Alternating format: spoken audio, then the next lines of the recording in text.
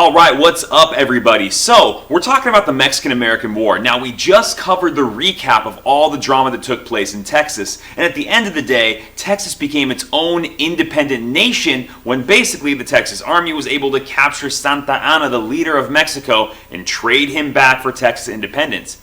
Now, Texas stays an independent nation for almost 10 years, until 1845 when James K. Polk becomes the President of the United States.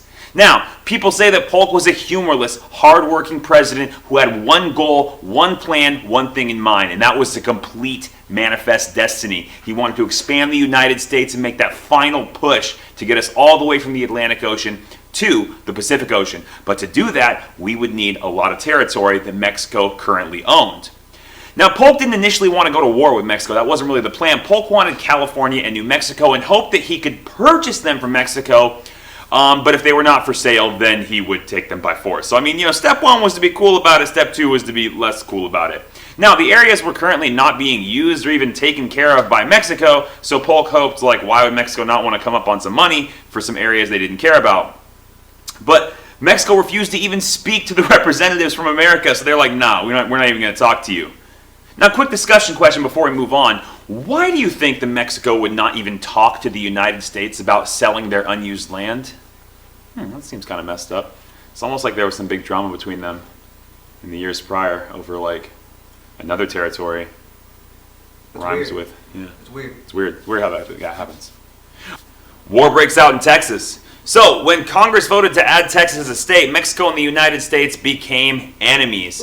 Essentially, finally, after 10 years, America wanted to add in Texas. They wanted to bring Texas in as a state, and this just reignited the old flames between these two countries over the area we've been talking about for the last week, Texas. Mexico saw this as a legit act of war, and Mexico and the United States could not agree on the borders. If you take a look at this map right here, you can see that there's Texas, and there's Mexico, and then there's this area with the yellow and the purple lines. That's disputed territory. That means that both countries, when they drew up maps, they're like, no, my Texas goes to here. And then America's like, my Texas goes to here. And this whole red area, both countries seem to believe that that part is theirs. So to be more specific, Texas claimed the Rio Grande as its border on the south and west. Mexico wanted its border to be the Nueces River. These two rivers were about 150 miles apart from one another. So there was about 150 miles of land that both countries claimed. Now, the area in between the two rivers became known as the buffer zone. It was a zone that was patrolled heavily by each one's military, and they're just pretty much looking for one person to, pop off and go into that area. No one was allowed to enter this buffer zone. It was a big no-no. But of course, where would this lesson go if somebody didn't enter the buffer zone, right? Yeah, let's get there. All right.